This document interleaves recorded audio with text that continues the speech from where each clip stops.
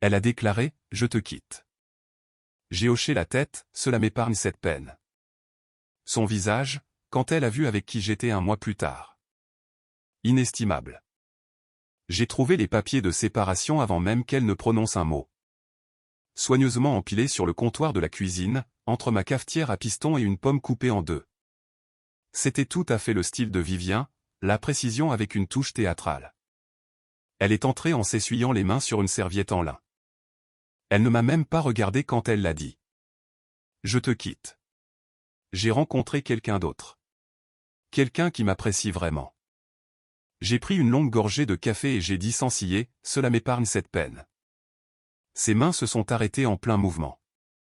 J'ai regardé son visage passer par la confusion, l'incrédulité, la panique, avant qu'elle ne masque le tout avec ce sourire mondain et pratiqué. Pardon ? J'ai tendu la main vers les papiers. Où dois-je signer ? Tu ne vas même pas demander pourquoi. Je me suis adossé au comptoir. Non. La vérité, c'est que je le savais déjà. Pas les détails, mais j'avais senti le changement des mois auparavant. Les petites corruptions dans la routine qui ne correspondent pas tout à fait. Il y a des mois, son parfum est passé de Flower Bon à Chanel numéro 5. Il y a 3 mois, un débit d'hôtel au Ritenouse est apparu. Elle a prétendu des réunions tardives avec des clients. Puis de l'eau de Cologne pour hommes dans le linge, Woodwood de Tom Ford. Pas la mienne. Son emploi du temps à la salle de sport s'est décalé au cours de 5.00 heures du matin, alors qu'elle n'avait jamais été du matin. Il y a 6 semaines, un aperçu de message texte sur notre iPad. J'ai hâte de te voir avec un emoji de verre de vin, envoyé par un docteur. Je ne l'ai pas confronté. J'ai documenté des captures d'écran, des fichiers PDF de cartes de crédit, des photos datées. J'ai contacté Gregory Walsh, un avocat spécialisé en divorce, et j'ai commencé à chercher des appartements. Je suis architecte logiciel. La reconnaissance de modèles, c'est mon métier. Et le modèle ici était clair. Vivien était déjà partie. Elle n'avait simplement pas encore déposé les documents. J'ai signé les 7 pages avec le même code d'identification personnelle que j'utilise pour réviser le code informatique. J'ai fait glisser le dossier vers elle comme un menu terminé. Autre chose ? Vivien est resté là, les papiers à la main, ressemblant à quelqu'un qui avait pratiqué un discours devant le miroir et oublié chaque mot. Eh bien, d'accord. Puis elle s'est retournée et a remonté le couloir jusqu'à son bureau, ses talons claquant contre le bois franc dans ce rythme staccato aigu qui était devenu la bande sonore de notre dernière année ensemble. J'ai fini ma pomme, je me suis versé une autre tasse de café, j'ai regardé vers Fitley Square les joggeurs matinaux et les promeneurs de chiens qui suivaient leur routine du vendredi. La lumière avait cette qualité particulière que l'on obtient au début du mois d'octobre. Dorée et oblique, peignant tout d'une beauté temporaire. Mon téléphone a vibré. Un message texte de Gregory Walsh. Papier signé. J'ai répondu, à l'instant. Bien. Nous procéderons comme convenu. J'ai mis mon téléphone dans ma poche et j'ai commencé à cataloguer mentalement ce que je prendrais de la maison. Pas tout, juste ce qui importait, juste ce qui était réellement à moi. Vivien a toujours besoin d'un public. Je n'ai donc pas été surpris quand, 3 jours après que j'ai signé ses papiers, elle a mis en scène son brunch dramatique à la brasserie du parc. Mélissa l'a publié sur Instagram. Tour de mimosa, étiquette de localisation, la totale. Je pouvais imaginer toute la scène. Vivien avec des lunettes de soleil surdimensionnées, la voix tremblante juste comme il faut. 12 ans. Il a juste signé. Il n'a même pas demandé qui c'était. Christine se serrait la poitrine. Mélissa me traiterait de glaciale. Harper remuerait son café et observerait. Je pense qu'il est sous le choc, dirait Vivien.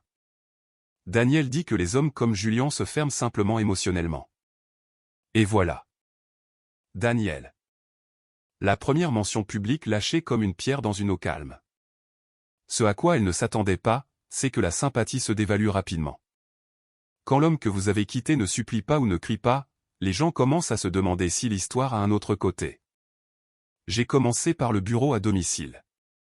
Le mercredi après-midi, pendant que Vivien était au centre-ville, des déménageurs professionnels, un camion banalisé, et mon bureau, mes moniteurs, mon classeur, chaque livre des étagères ont disparu, laissant des espaces visibles comme des dents manquantes. J'ai pris la montre mécanique de ma grand-mère, mon équipement d'escalade, l'album photo de l'université. J'ai laissé la machine à expresso. Nous n'avions jamais utilisé la porcelaine de mariage. L'art abstrait qu'elle appelait le nôtre, mais que j'avais toujours détesté. La cafetière à piston est venue avec moi. Certaines choses ne sont pas négociables. J'ai également gardé un article rangé dans une boîte. Une note que Vivien avait laissée dans ma mallette lors de notre 3e anniversaire. Tu fais en sorte que les jours ordinaires ressemblent à des aventures. Je l'ai gardée comme assurance. Une documentation de ce dont elle avait autrefois été capable. Au jour 10, j'étais parti. Nouveau numéro de téléphone. Médias sociaux personnels supprimés. Facebook et Instagram disparus. LinkedIn mis à jour pour montrer des informations professionnelles minimales. Courrier réacheminé. Service public transféré à son nom. Netflix et Spotify déconnectés. J'ai emménagé aux Austerlingnes, l'unité de coin du 7e étage dans la vieille ville. Meubles minimaux, fenêtres du sol au plafond, vue sur le fleuve Delaware. La concierge, Andrea, a compris la discrétion immédiatement. Quand Vivien a appelé pour exiger le numéro de mon unité, Andrea a invoqué la politique du bâtiment. J'étais passé au travail à distance, prenant des contrats de consultation. Mes copains d'escalade ont reçu des réponses vagues. Ma mère a eu toute l'histoire. Quand Vivien a appelé ma mère, Eleanor a livré une classe de maître en dévastation concise. Il va très bien, mieux qu'il ne l'a été depuis des années, en fait. Peut-être que si tu avais été aussi intéressé à discuter des choses pendant votre mariage que tu le es maintenant, il prendrait encore tes appels. Puis elle a raccroché. Les messages textes ont commencé le jour 11. Je n'ai pas répondu. J'ai juste regardé la progression d'agacé à désespéré. Julien, pouvons-nous au moins parler de la logistique de la maison? Courriel. Nous devons discuter de la division des actifs. Un appel à mon ancien bureau. Un message Facebook à Kevin. Chaque tentative a échoué. Jour 17. J'ai mis à jour mon LinkedIn. Nouvelle photo de profil, meilleure coupe de cheveux, nouveau titre, nouvelle biographie. Je savais qu'elle le verrait. Il y a du pouvoir à ne pas réagir, pas de la vengeance. La vengeance nécessite un engagement. C'était juste de la discipline. Je pouvais imaginer Vivien faisant les 100 pas dans la maison, ouvrant les tiroirs que j'avais vidés, vérifiant le placard encore une fois, cherchant quelque chose que j'aurais laissé derrière moi, une note, un objet oublié, n'importe quel signe que je pensais encore à elle. Mais il n'y avait rien. Pas même mon odeur dans la salle de bain puisque j'avais emporté mon eau de Cologne et mon savon.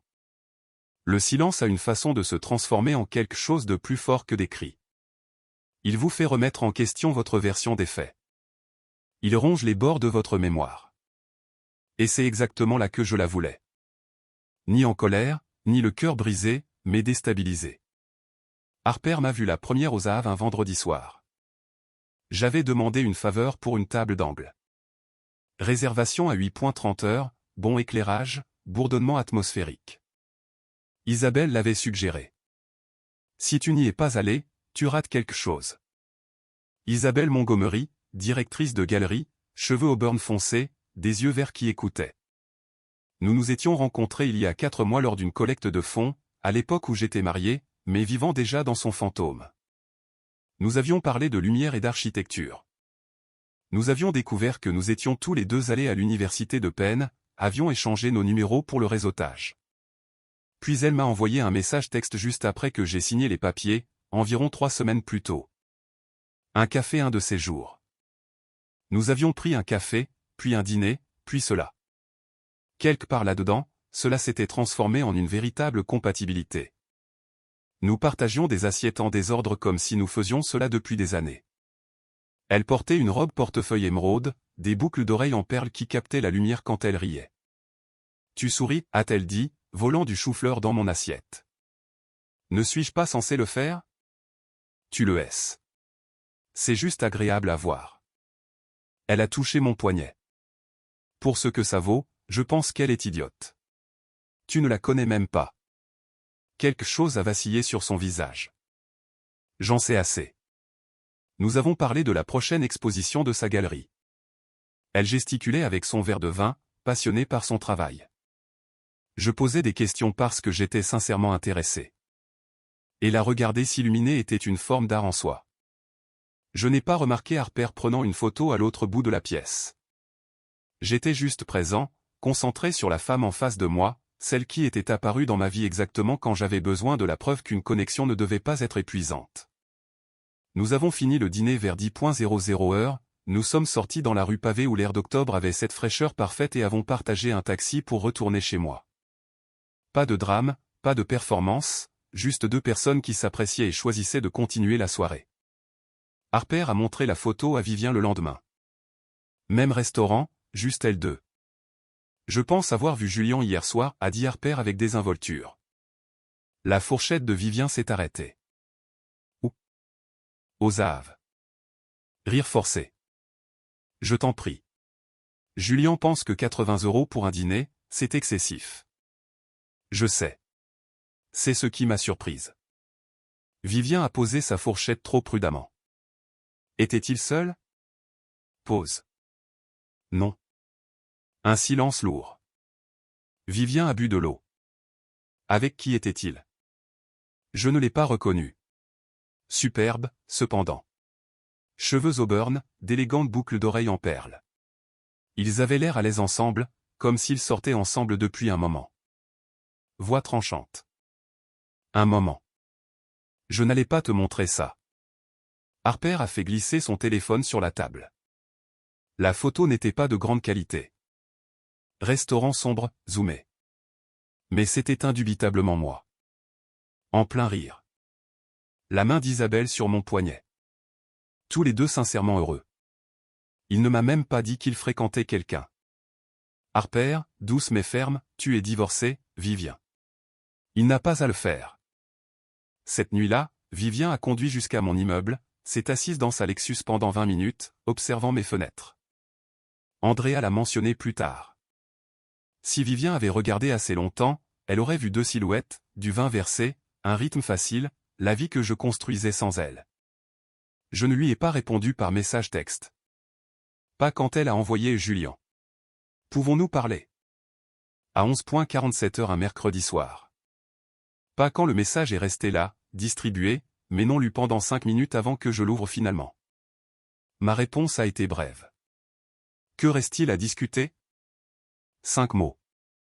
Aucune ponctuation à part le point d'interrogation. Aucune chaleur, aucune colère, juste une véritable confusion sur ce qu'elle pensait qu'il restait à dire entre nous. Elle n'a pas répondu. Que pouvait-elle dire? Nous avions déjà eu toutes les conversations qui comptaient. Elle n'avait tout simplement pas écouté pendant la plupart d'entre elles. Toutes ces nuits où j'avais essayé de parler du fait de me sentir déconnecté, de vouloir passer plus de temps ensemble sans son téléphone à la main. Tous ces matins où j'avais suggéré des voyages de fin de semaine qu'elle avait refusés parce qu'elle avait des plans de brunch ou un événement de réseautage ou n'en avait tout simplement pas envie. La conversation s'était terminée bien avant les papiers du divorce. J'avais juste été le seul à y prêter attention. Elle s'est présentée un lundi soir, 28 jours après m'avoir remis ses papiers. La pluie faisait cette chose persistante où elle ne tombe pas à verse, mais s'attarde. Comme la ville essayant de se rincer de quelque chose de collant et de tenace. J'étais dans mon appartement en train de travailler sur le calendrier d'un projet quand la voix d'Andrea a résonné dans l'interphone. Monsieur Carter, il y a une Vivien Alden ici pour vous voir. J'aurais pu dire que je n'étais pas disponible. J'aurais pu laisser Andrea s'en occuper avec sa discrétion professionnelle, mais il y avait quelque chose dans le moment choisi. La pluie, l'heure tardive, le désespoir qu'il avait fallu à Vivien pour se présenter à l'improviste. Cela m'a rendu curieux. Faites-la monter. Isabelle était sur mon canapé, lisant un livre sur la théorie de l'art contemporain. Ses pieds nus glissaient sous elle. Elle a levé les yeux quand j'ai raccroché l'interphone. Ton ex-femme est en train de monter. Elle a marqué sa page. Veux-tu que je parte? Non. Le mot est sorti plus certain que je ne l'avais prévu, mais je le pensais. Quoi que Vivien veuille dire, elle pouvait le dire devant Isabelle. Nous ne nous cachions pas, ne nous faufilions pas. C'était ma vie maintenant, et Vivien avait renoncé à toute prétention à la vie privée dans celle-ci quand elle m'avait remis ses papiers. J'ai ouvert la porte avant que Vivien ne puisse frapper. Je l'ai laissée entr'ouverte, je suis retourné à la cuisine où je versais du vin. Elle a poussé la porte lentement. Je l'ai entendue avant de la voir. Les pas hésitants, la petite inspiration quand l'odeur de l'appartement l'a frappée. Le bois de santal de la bougie. Isabelle avait apporté le vin que nous buvions. L'odeur de la vie de quelqu'un d'autre. Tu es mouillé, ai-je dit, regardant par-dessus mon épaule. Elle se tenait dans l'entrée, dégoulinant sur mon plancher de bois franc. Pas de maquillage, les cheveux en un chignon désordonné, un jean et un cardigan surdimensionné. C'était la forme la plus négligée sous laquelle je l'avais vue depuis des années. Il pleut. J'ai traversé vers le placard du couloir, j'ai sorti un essuie-main et je le lui ai tendu. Le geste était automatique, pratique, ni chaleureux, ni froid, juste sec. Elle l'a pris et quelque chose dans son visage s'est légèrement froissé avant qu'elle ne se reprenne. Cette petite gentillesse, une serviette, rien de plus, a semblé frapper plus fort que la colère ne l'aurait fait. Nous étions sur le point de manger, ai-je dit. C'est alors qu'elle a vu Isabelle. Ses yeux se sont ajustés à l'éclairage, ont suivi jusqu'au canapé, jusqu'à la femme assise là avec un livre à la main et un verre de vin sur la table d'appoint. Isabelle a levé les yeux, polie et curieuse, de la façon dont on regarderait un invité inattendu à un dîner. Je me suis assis sur le canapé à côté d'Isabelle, sans la toucher, mais assez près pour que l'intimité soit claire. J'ai pris mon verre de vin, pris une gorgée, attendu. Vivien a fait 2 pas dans le salon.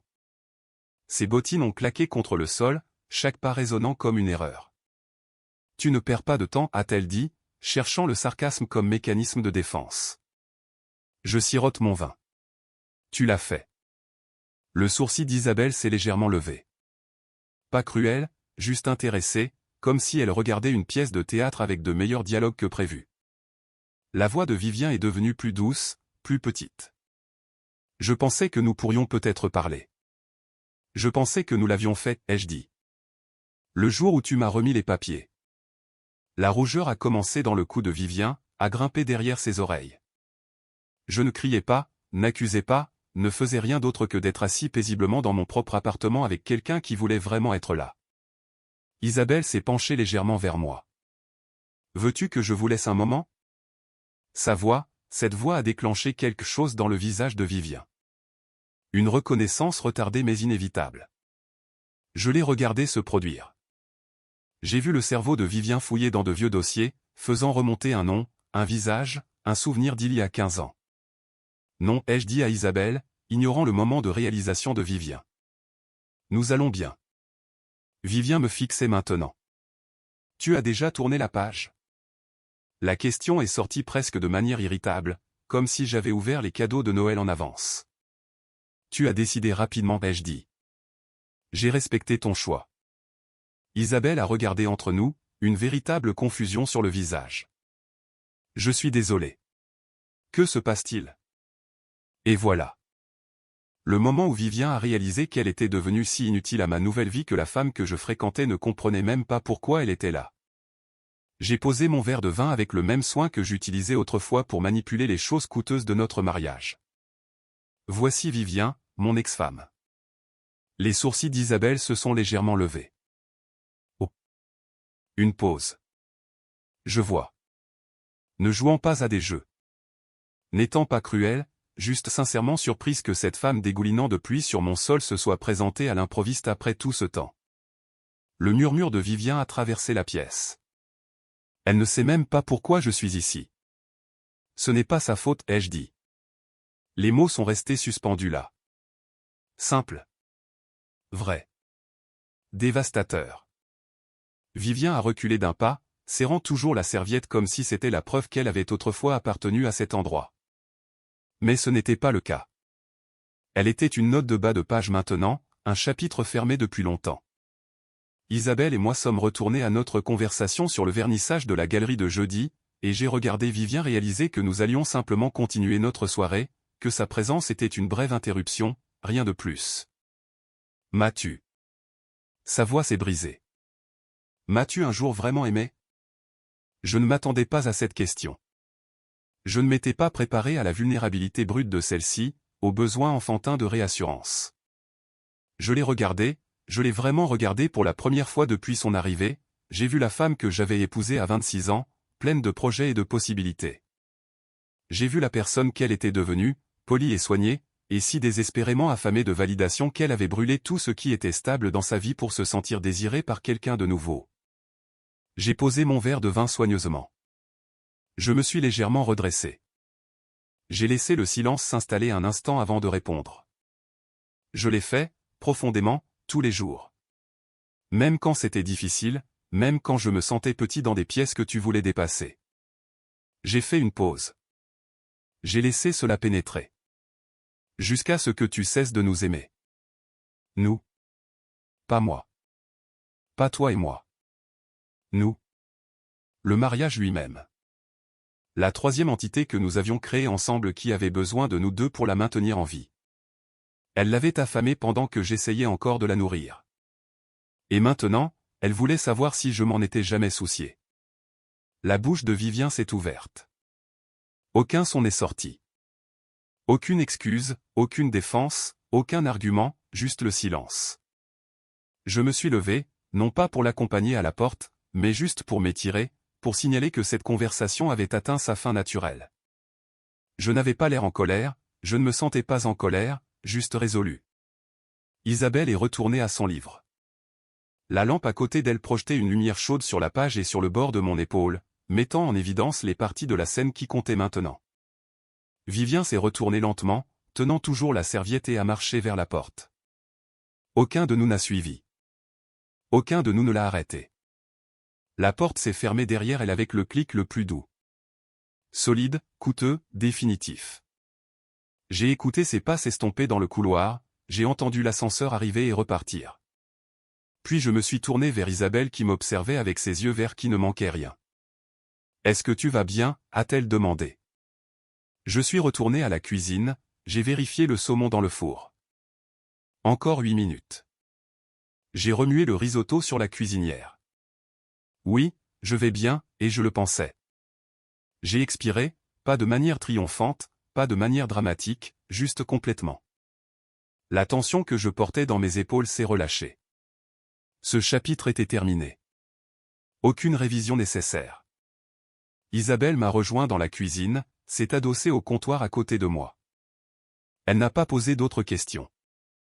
Elle est juste restée là, présente et patiente. « Je suis content que tu aies été là, ai-je dit.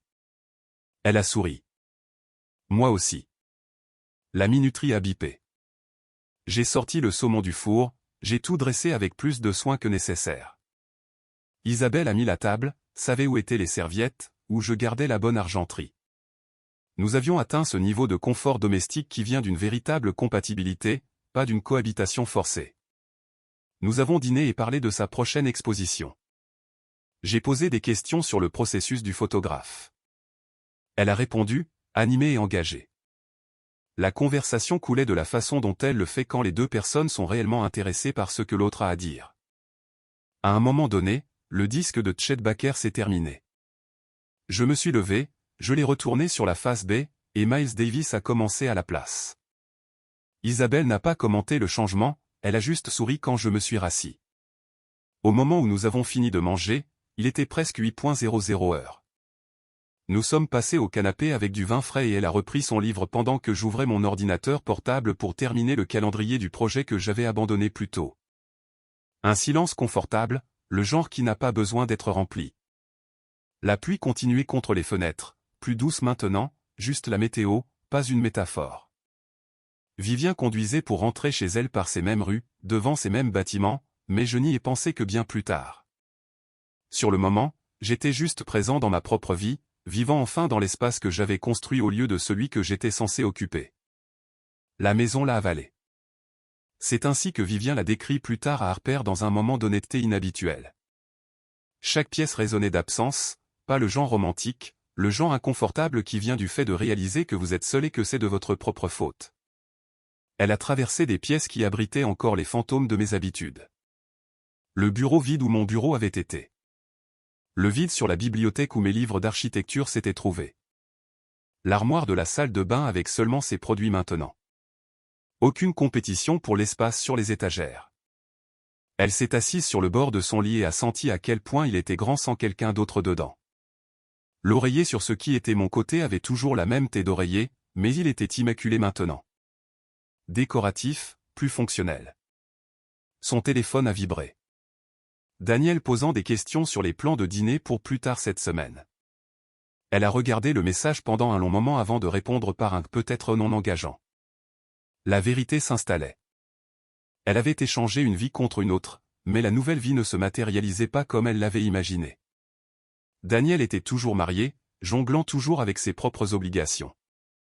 Leur relation existait dans des heures volées et des chambres d'hôtel, excitante dans son secret, mais finalement creuse.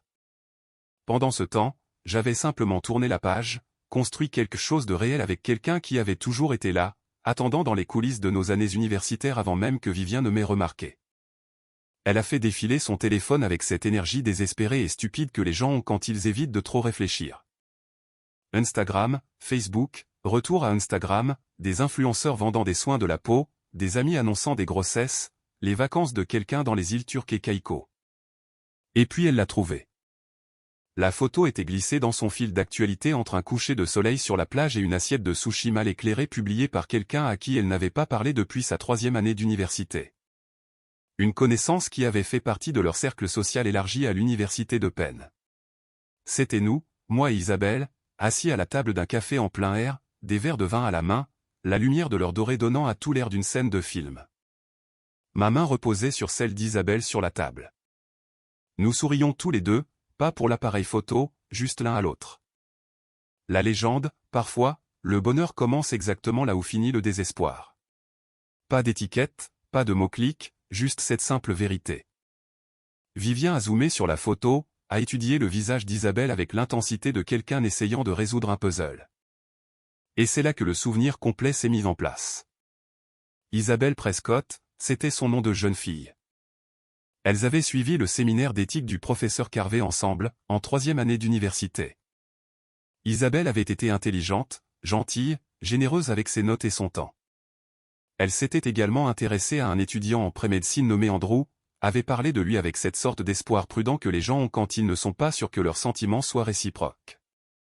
Vivien avait détruit cela, pas par méchanceté exactement, juste par la cruauté désinvolte de quelqu'un qui avait toujours été capable de prendre ce qu'elle voulait. Elle avait répandu des rumeurs. Rien de trop spécifique, juste des insinuations. Elle est un peu désespérée.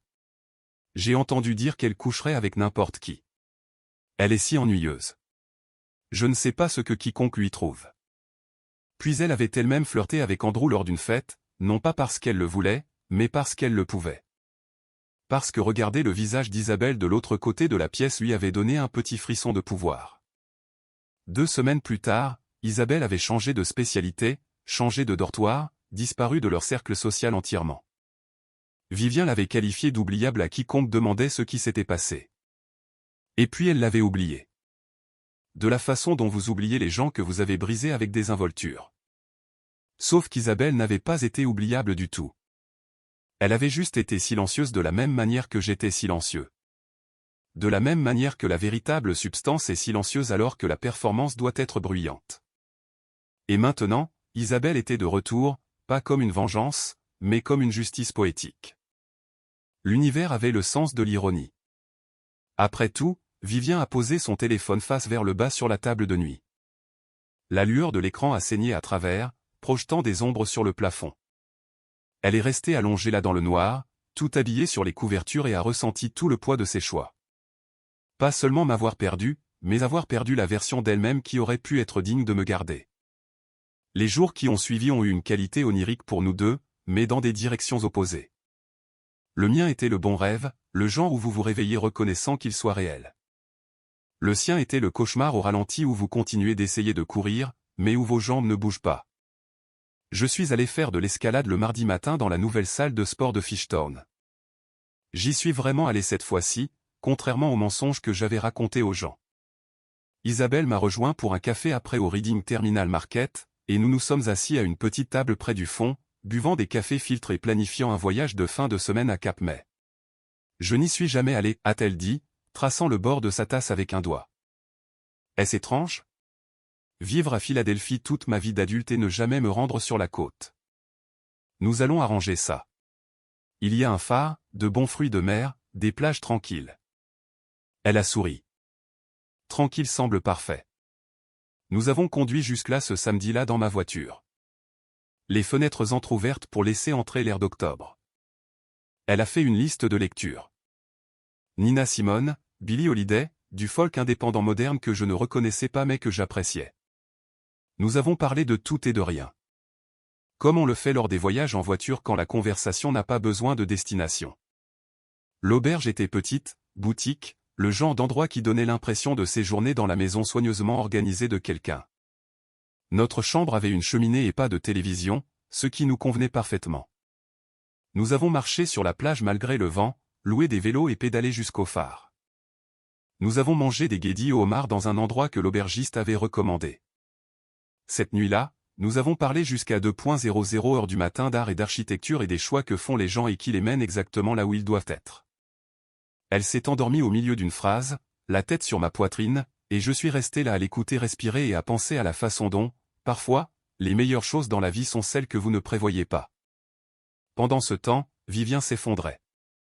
Elle essayait de maintenir ses routines, allait travailler, souriait aux clients, publiait des photos soigneusement sélectionnées sur Instagram de ses smoothies matinaux et de ses vues au coucher du soleil depuis la maison de ville.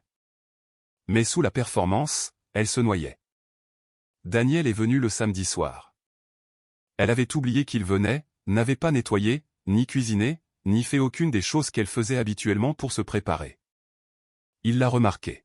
« Où es-tu » a-t-il demandé après qu'ils ont eu des relations sexuelles mécaniques et superficielles qui ne satisfaisaient aucun d'eux. Juste distraite par le travail. Il ne l'a pas cru, mais il n'a pas non plus insisté. Cela faisait partie de leur dynamique. Tout en surface, rien en profondeur. Il est parti tôt le dimanche matin, invoquant des obligations familiales, et elle ne lui a pas demandé de rester.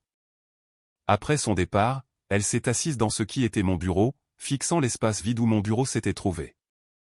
La pièce sentait encore faiblement mon eau de Cologne.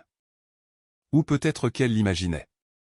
De toute façon, l'endroit semblait hanté.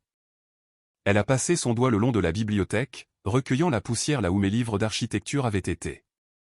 Preuve de l'absence, concrète et indéniable. Le lundi, elle était de retour à la performance. Maquillage complet, tenue sur mesure, sourire qui n'atteignait pas ses yeux. Au travail, un collègue a mentionné m'avoir vu lors de l'ouverture d'une galerie d'art le jeudi. Il avait l'air vraiment heureux, a dit le collègue, voulant faire une observation désinvolte, ne sachant pas que cela atterrirait comme un coup de poing.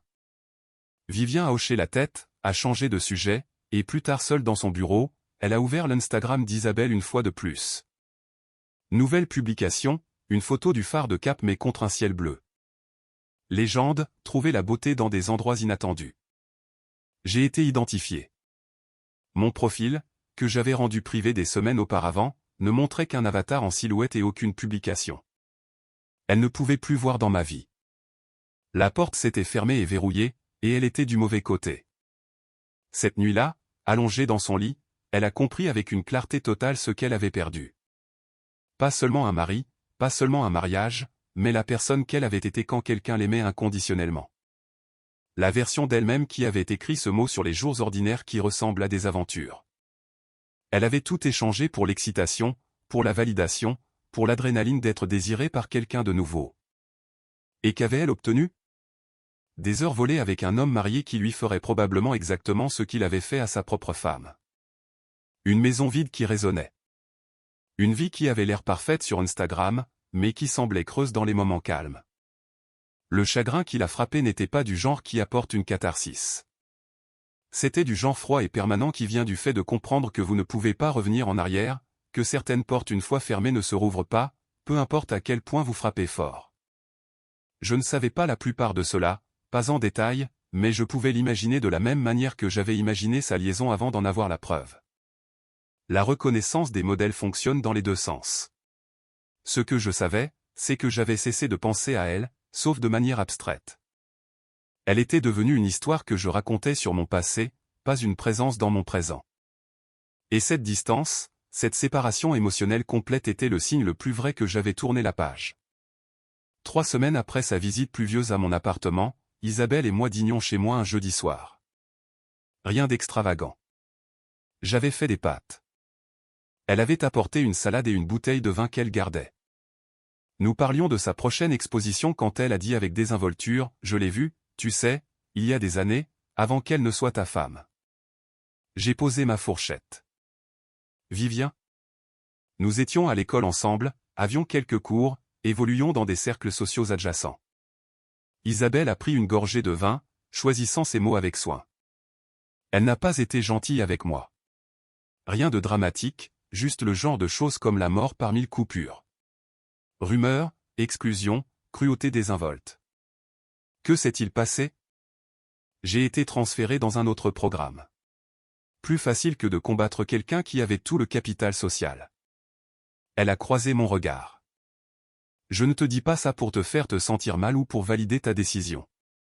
Je pensais juste que tu devais savoir que la personne que tu as épousée avait l'habitude de traiter les gens comme des objets jetables. Pourquoi n'en as-tu pas parlé avant? Parce que c'était il y a 15 ans et que je ne suis plus cette personne. Et toi non plus. Je soupçonne que nous pouvons choisir qui nous devenons après que des gens comme Vivien ont décidé que nous ne valions pas leur temps. J'ai tendu la main de l'autre côté de la table, j'ai pris la sienne. Je suis content que tu me l'aies dit. L'es-tu? Ce n'est pas un sentiment formidable de réaliser que l'on a épousé quelqu'un qui... Elle a laissé sa phrase en suspens. Quelqu'un qui a blessé quelqu'un à qui je tiens, ai-je terminé? Non, ce ne l'est pas. Mais c'est aussi logique. Tous les modèles que je ne pouvais pas tout à fait nommer. La façon dont elle avait besoin d'être le centre de tout.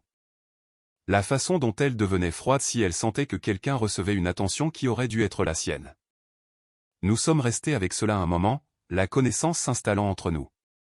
Pour ce que ça vaut, a dit Isabelle, je ne pense pas qu'elle soit entièrement une méchante. Je pense que c'est quelqu'un qui n'a jamais appris qu'une connexion réelle exige de la vulnérabilité. Et la vulnérabilité ressemble à une faiblesse pour les gens qui s'en sont toujours sortis grâce à la performance. C'était la chose avec Isabelle. Elle pouvait exprimer la vérité désordonnée et compliquée sur les gens sans avoir besoin de les rendre purement bons ou purement mauvais. Cela faisait partie de la raison pour laquelle être avec elle était si différent d'être avec Vivien. Il y avait de la place pour la complexité, pour les erreurs, pour la croissance. Nous avons fini de dîner et sommes passés au canapé où elle a lu son livre et j'ai travaillé sur un problème de codage que j'essayais de résoudre pour un client. Le tourne-disque faisait tourner Bill Evans et derrière les fenêtres, les lumières de la ville se reflétaient sur la rivière. C'était ma vie maintenant. Calme, intentionnelle, construite sur une véritable compatibilité au lieu de l'espoir que quelqu'un pourrait éventuellement devenir ce dont vous aviez besoin. Et quelque part de l'autre côté de la ville, Vivien apprenait ce que signifiait être hanté par ses propres choix. Restez éveillé, comprenant que certaines pertes sont permanentes, que le deuil de votre propre potentiel rejeté est le genre le plus solitaire. Je ne lui souhaitais pas de mal. Je souhaitais simplement qu'elle soit hors de mon histoire, ce qui est exactement ce que j'avais accompli. Maintenant, analysons ce que cette histoire vous dit vraiment. D'accord, je vais être honnête. Personne n'est le héros ici. Julien agit comme s'il était très évolué pour être resté calme, mais il a recueilli des preuves pendant des mois au lieu d'avoir une seule conversation. Ce n'est pas être intelligent. C'est être passif-agressif avec des étapes supplémentaires. Le moment où vous faites des captures d'écran de messages textes au lieu de demander « Est-ce que nous allons bien ?» Le mariage est déjà terminé. Et Vivien. Vous ne pouvez pas passer des années à faire en sorte que quelqu'un se sente invisible, à courir après la validation d'inconnus, puis agir choqué quand il ne se bat pas pour vous. Elle voulait le drame de le voir supplier, mais n'a rien fait pour qu'il se sente d'abord valorisé. Vous n'avez pas le droit de traiter quelqu'un comme un bouche-trou et de vous attendre à ce qu'il s'effondre quand vous partez. Voici la leçon. Si vous abandonnez silencieusement votre mariage, vous évitez une véritable communication. Si vous vous déconnectez émotionnellement tout en vous attendant à ce que votre partenaire reste connecté, vous préparez tout le monde à l'échec. Parlez avant de documenter des bouteilles d'eau de Cologne. Parlez avant le bureau de l'avocat. Parlez quand c'est inconfortable au lieu d'attendre que ce soit impossible. Avez-vous déjà été dans une relation où les deux personnes ont simplement cessé d'essayer, mais où aucune d'elles ne l'a dit à voix haute? Laissez votre histoire ci-dessous.